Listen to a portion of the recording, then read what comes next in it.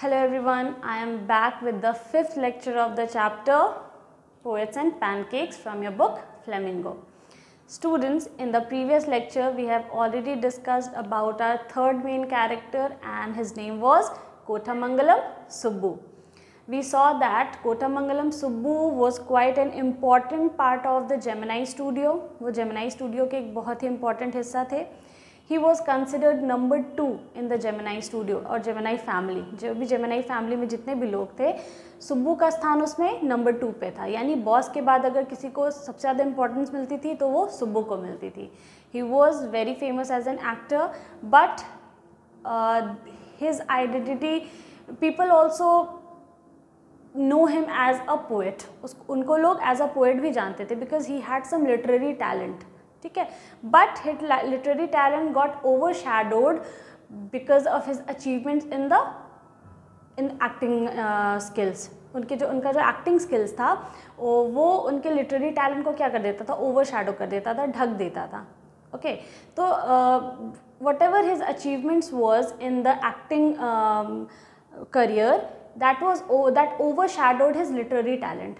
That's why वो अपने poetry को क्या करते थे, पब्लिश नहीं करते थे.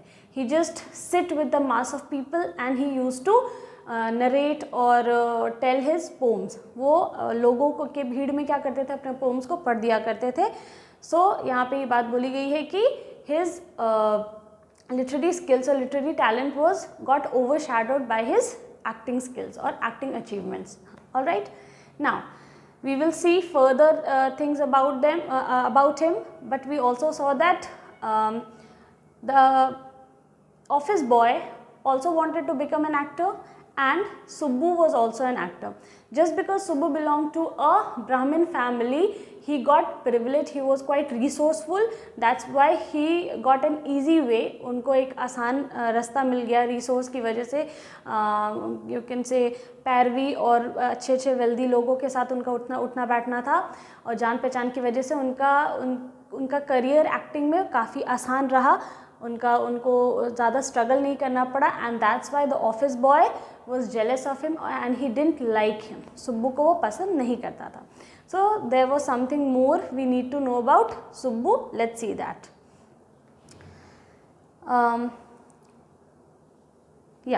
He composed several truly original story poems in folk refrain and diction and also wrote a sprawling novel, Thillana Mohanambalam, with dozens of very deftly edged characters.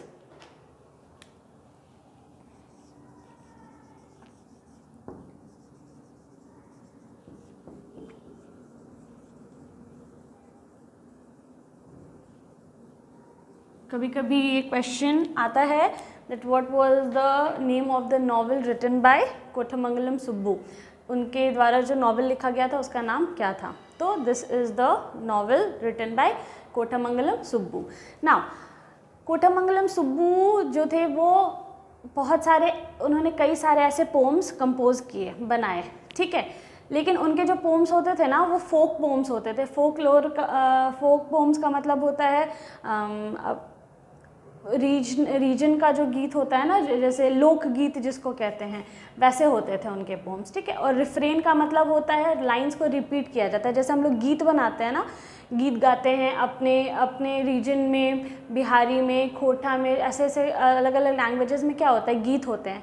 ठीक है, तो वैसे उनके पोम्स जो होते थे उन भाषाओं में होते थे और उनके शब्दों के उच्चारण भी क्या होते थे. डिक्शन का मतलब होता है शब्दों का उच्चारण. ठीक है, डिक्शन का मतलब होता है शब्दों का उच्चारण और रिफ्रेन का मतलब होता है रिपीटिशन. ठीक है, तो उनके जो पोम्स होते थे वो ज़्यादातर लोकल लैंग्वेजेस में होते थे, फोकलोर होते थे. और उनका जो अपना लोकगीत होता होगा, उनका जो लैंग्वेज होता होगा उसमें वो क्या करते थे, लोकगीत लिखते थे और उन्हीं भाषाओं में क्या करते थे, लोगों को सुनाया भी करते थे. तो ये उनके पोम लिखने की खास बात थी. ठीक है, and also wrote a sprawling novel, और उन्होंने एक बहुत ही लंबा लेंदी एक नॉवल लिखा था जिसका नाम था थिलना मोहनम्बलम. ठीक है, ये उनका एक बहुत ही लेंदी नॉवल था जिसमें उन्होंने जो पात्र रखे थे, जो कैरेक्टर्स उन्होंने डाले थे, that was deftly aged. Deftly aged का मतलब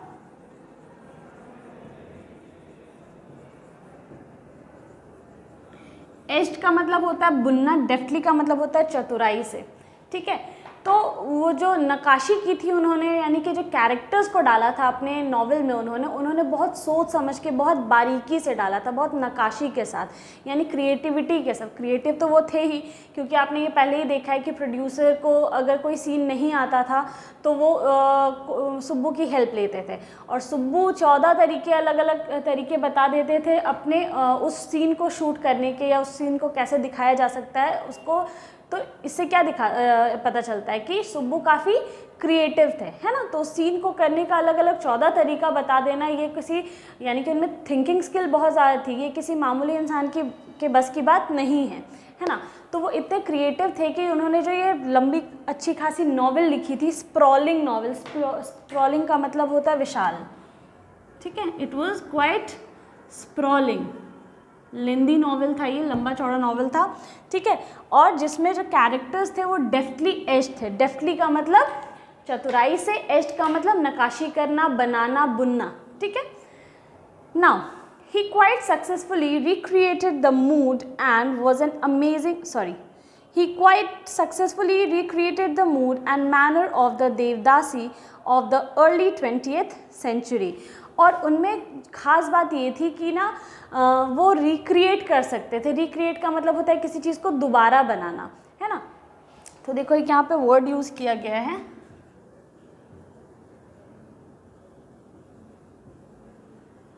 देवदासीज, ठीक है। देवदासी क्या होते हैं? देवदासी, ये बहुत सारी मूवीज़ भी है, अलग अलग भाषाओं में इस पर मूवी भी बनाई गई, लेकिन देवदासी होती क्या थी? कुछ ऐसी लड़कियां होती थी, साउथ के ट्रेडिशन में ये होता है, जैसे इधर साधु होते हैं और साध्वी होती हैं, वो लोग क्या करती हैं, बिना शादी वादी किए अपना पूरा लाइफ को क्या करती हैं, भगवान को डेडिकेट कर देते हैं, है ना। वो लोग पूरे डिवोट हो जाते हैं और अपने पूरे लाइफ को उनको सौंप देते हैं, जो भी होगा भगवान की सेवा करेंगे। तो ये जो देवदासीज होती हैं, ये साउथ ट्रेडिशन में ये लोग क्या करते हैं, मंदिर में रहते हैं, शादी वादी नहीं करते हैं, ये लोग अपने पूरे लाइफ को भगवान के पूजा पाठ में समर्पण कर देते हैं, ठीक है। तो ये देवदासी होती है। तो देवदासी पे बहुत सारी मूवीज़ भी बनी हैं।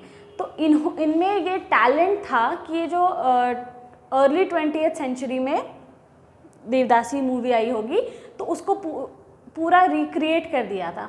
जैसे आप देखोगे कि बहुत सारे मूवी का सीक्वल बनता है, देवदास आया था, तो देवदास एक बार पहले किसी ब्लैक एंड वाइट आई थी, गुरुदत्त की आई थी, फिर उसके बाद देवानंद नहीं, एक और एक्टर थे, दिलीप कुमार की मूवी आई थी देवदास, फिर शाहरुख खान वाली देवदास आई। तो इसी तरीके से क्या हुआ कि उसको रिक्रिएट किया जाने लगा बार बार। तो सुब्बू ने भी क्या किया था, देवदासी को रिक्रिएट किया था अर्ली 20th सेंचुरी में। तो ये उनकी क्रिएटिविटी थी, ठीक है। He was an amazing actor, और सुब्बू बहुत ही अमेजिंग एक्टर थे, बहुत अच्छे कलाकार थे। He never aspired to the lead roles, but whatever subsidiary role he played in any of the film, he performed better than the supposed main players। सबसे खास बात ये थी ना कि उनमें गुरूर नहीं था, ठीक है। उनमें ये नहीं था कि तुम मुझे छोटा मोटा रोल दे करके इंसल्ट कर रहे हो, मैं इतना बड़ा एक्टर हूँ, मैं करूँगा तो सिर्फ लीड रोल करूँगा, हीरो वाला रोल ही करूँगा, मेन रोल ही करूँगा, ऐसी कोई बात नहीं थी। उनकी सबसे अच्छी बात ये थी कि वो एक्टिंग को एक्टिंग समझते थे, चाहे वो कोई भी पार्ट हो, छोटा पार्ट हो, बड़ा पार्ट हो, वो एस्पायर हो जाते थे। मतलब वो उनको एक्टिंग इतना ज़्यादा पसंद था कि वो खुश हो जाते थे, वो प्रेरित हो जाते थे किसी भी एक्टिंग रोल से, ठीक है, और वो उसको करने के लिए रेडी हो जाते थे। उनको फ़र्क नहीं पड़ता था कि लीड रोल ही है या साइड रोल है, कोई दिक्कत नहीं है, एक्टिंग होती है, कोई सा भी रोल उनको देने पे वो बहुत अच्छे से उसको परफॉर्म करते थे।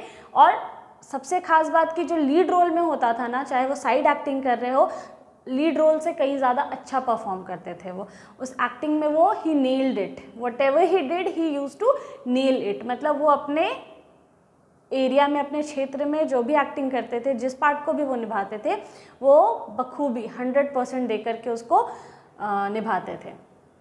Now he had a genuine love for anyone he came across and his house was a permanent residence for dozens of near and far relations and acquaintances. वो उनकी एक और बहुत अच्छी बात थी कि वो बहुत ही ना शिद्दत से किसी को प्यार करते थे, मतलब जिससे भी वो मिलते थे उनसे उनका काफ़ी लगाव हो जाता था, जेन्युइन लव, है ना, बहुत सच्चा प्यार। ये नहीं दिखावा वाला नहीं करते थे कि उतने बड़े एक्टर हैं, हाँ हाँ ठीक है तुम मेरे फ़ैन हो, और उसके बाद वो उधर से गया तो उसको अंदर मत आने देना, बाहर ही रहने देना। आप बहुत सारे ऐसे मूवीज़ में देखे होंगे, या कई सारे एक्टर एक्ट्रेसेस को आप लोग देखोगे कि मीडिया जो उनको इतना फेमस बनाती है उनको अच्छे से ट्रीट नहीं करते, उनके फैंस जो हम लोग उनको इतना फेमस बनाते हैं तो वो फैंस को अच्छे से ट्रीट नहीं करते हैं, उनमें ईगो बहुत ज़्यादा होता है, उनमें अलग ही टाइप का एटीट्यूड होता है, तो वो अपने से नीचे लोगों को आदमी नहीं समझते हैं। लेकिन इनके साथ ऐसा नहीं था। ये जिसके साथ भी, जो भी इनके रास्ते आता था, जो भी इनके साथ मिलता था, इनसे मिलता था, वो उसको जेन्युइनली बहुत ज़्यादा प्यार करते थे।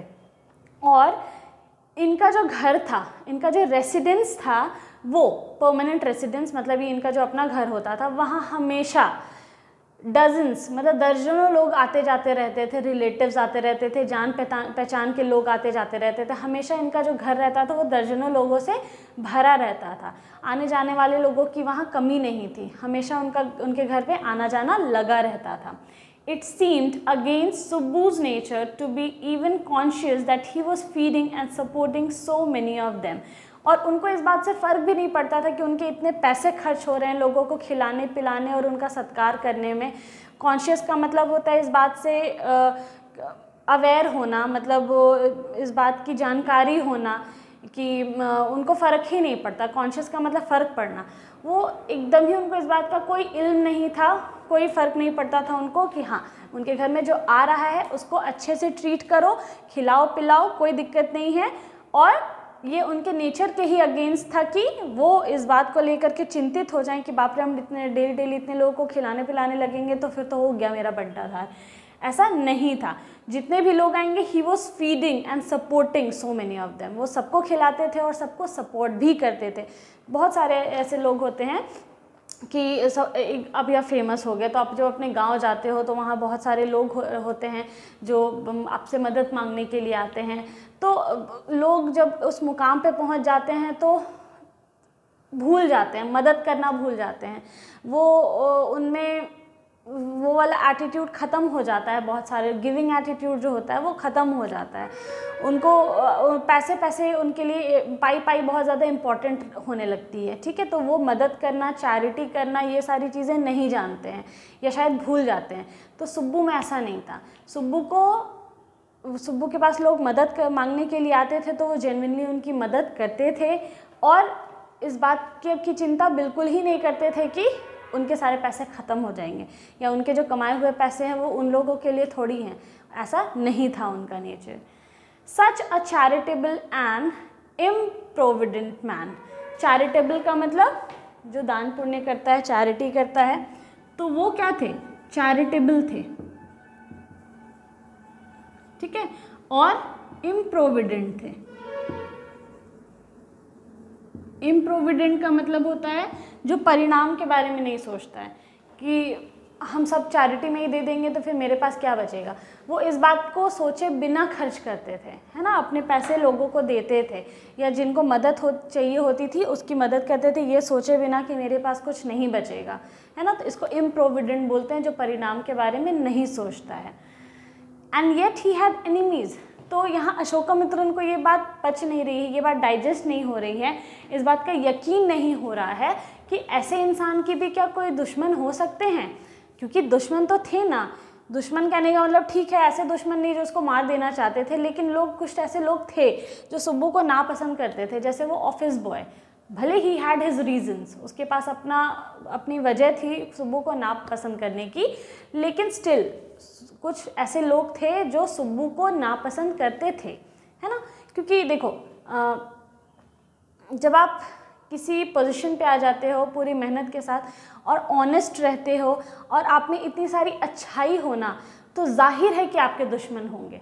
क्योंकि इसलिए दुश्मन होंगे क्योंकि लोगों को ये बात ना डाइजेस्ट नहीं होती है कि सबसे पहले तो अगर आप सक्सीड कर रहे हो तो लोग उसके पीछे का तर्क निकालते हैं, लॉजिक लगाते हैं।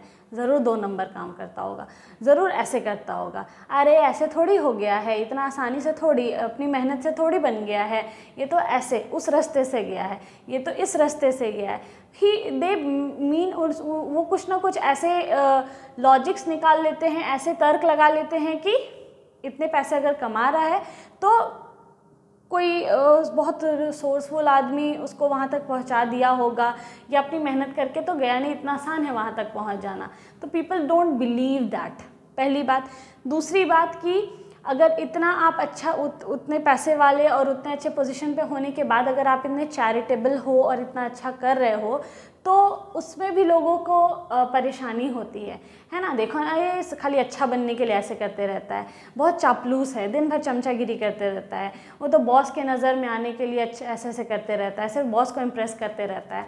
तो people have these thoughts about you, है ना। तो वो लोग कहें, कुछ तो लोग कहेंगे, उनका काम है कहना। तो ये जाहिर है कि आपके बारे में लोग, अगर आप सक्सेसफुल हो, आप एक ऐसे पोजीशन मुकाम पर हो, तो लोग आपके बारे में बातें करेंगे और नेगेटिव ही करेंगे।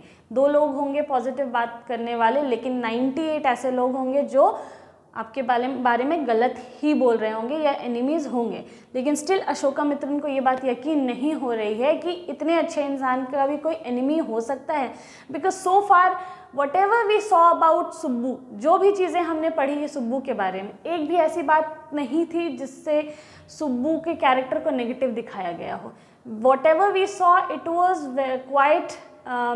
quite you know, क्या था, उनके बारे में सारी चीज़ें पॉजिटिव थी, है ना। whatever we saw about him, but the office boy क्या था, he didn't like Subbu at all. वो सुब्बू को बिल्कुल पसंद नहीं करता था। I told you the reason before also, मैंने आपको रीज़न बताया।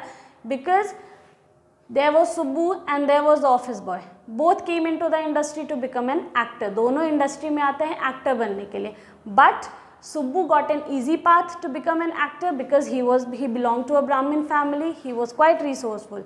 But the office boy, he struggled very hard, and to become an actor at his time was not quite an easy task. उसके टाइम पे actor बनना कोई आसान बात नहीं थी, तो वो एक्टर नहीं बन पाया।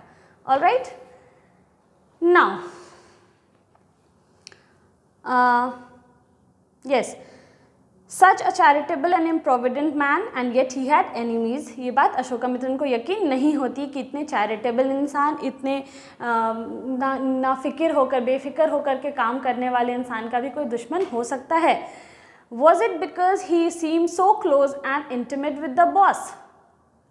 वो सवाल पूछते हैं, क्या उसका जो उसके दुश्मन जो थे वो इस वजह से थे कि वो बॉस के साथ बहुत क्लोज था, बहुत नज़दीक रिश्ता था उसका, नज़दीकी रिश्ता था बॉस के साथ। क्योंकि जब आप बॉस के साथ क्लोज होते हो तो बाकी एम्प्लॉयज़ को थोड़ी परेशानी होती है, लोग आपसे जलते हैं, आपको पसंद नहीं करते हैं, ठीक है, क्योंकि वहाँ पे लोग होना चाहते हैं और बहुत कोशिश करने के बाद भी लोग वहाँ पर नहीं पहुँच पाते, तो ये रीज़न होता है। और was it his general demeanour that resembled a psychopath? और वो बोलते हैं कि अच्छा, इंटीमेट का मतलब नज़दीक होना, क्लोज होना, एंड देन साइकोफेंट। साइकोफेंट का मतलब होता है चापलूस, ठीक है। इंटीमेट का मतलब नज़दीकी और साइकोफेंट का मतलब होता है चापलूस, ठीक है। तो दूसरा सवाल कि हो सकता है उसके दुश्मन इसलिए होंगे क्योंकि बॉस से बहुत ज़्यादा क्लोज है। दूसरा रीज़न ये हो सकता है क्योंकि हिज जनरल डिमीनर,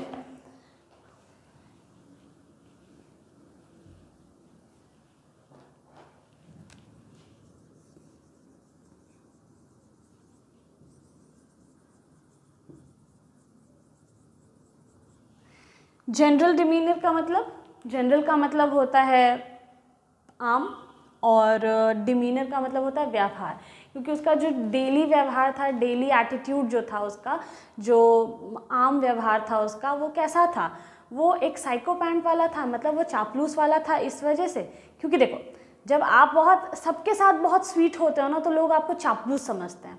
अब ये अपने फैंस के साथ इतना क्लोज है कि चैरिटी कर रहा है, लोगों को खाना खिला रहा है, सपोर्ट कर रहा है, तो सबको ऐसा लगता है कि सबके नज़र में अच्छा बनने के लिए कर रहा है, दैट मीन्स ये चापलूस है ना। बॉस के साथ इतना क्लोज है तो ज़रूर बॉस को मक्खन लगाता होगा, मस्का लगाता होगा, बॉस के साथ इतना क्लोज है, चापलूस है, 1 नंबर का चमचा है।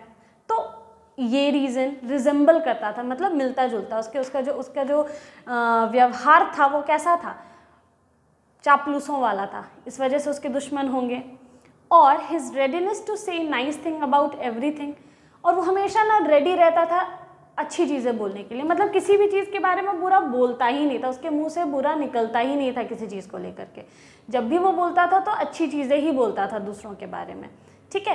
तो ये रीज़न हो सकता है कि लोग उसको नापसंद करते होंगे, है ना, कि कोई इतना अच्छा कैसे हो सकता है भाई, ये दिखावा करता है अच्छा होने का, ये अच्छा है, अच्छा नहीं है कुछ भी, बस ये दिखावा करता है, सबके साथ इतना मीठा बनता है, लोग इतने मीठे हो ही नहीं सकते हैं। तो ये this was hard to digest for them, everybody, for those who were his enemies, जो भी उसके दुश्मन थे, उसके लिए it was very hard to digest कि इतना अच्छा कोई हो नहीं सकता, ये बस दिखावा करता है।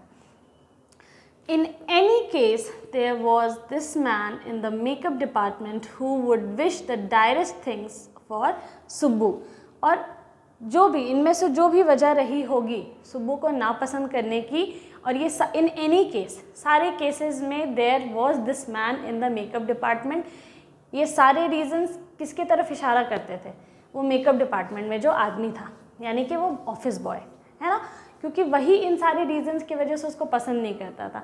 Who would wish the direst things for Subbu, कुछ भी कर लो, उसको कितनी भी अच्छाइयाँ सुब्बू के बारे में बता दो, लेकिन वो इकलौता ऐसा इंसान था जो सुब्बू के बारे में डायरेस्ट थिंग्स विश करता था, प्रे करता था कि सुब्बू के साथ कुछ बुरा हो जाए। इसका मतलब टेरिबल है ना, टेरिबल का मतलब bad, डायरेस्ट means bad.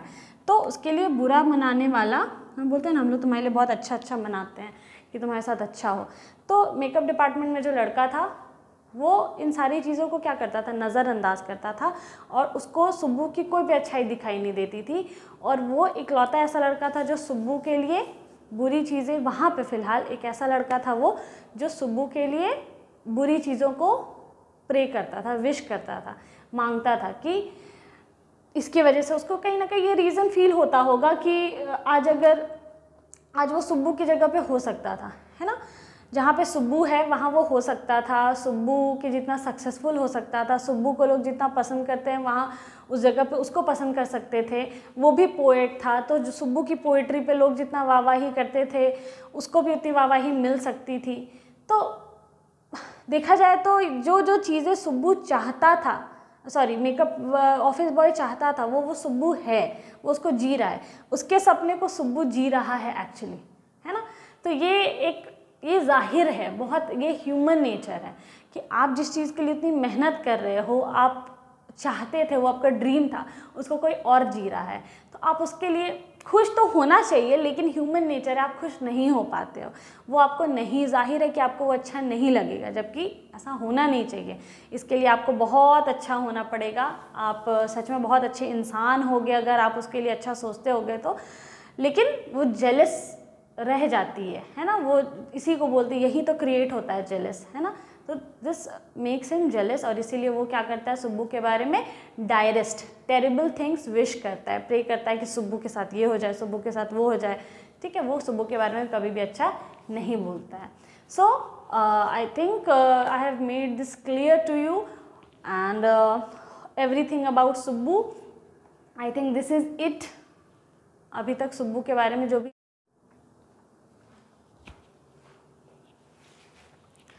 You saw Subbu always with the boss, but in the attendance role, he was grouped under a department called the story department.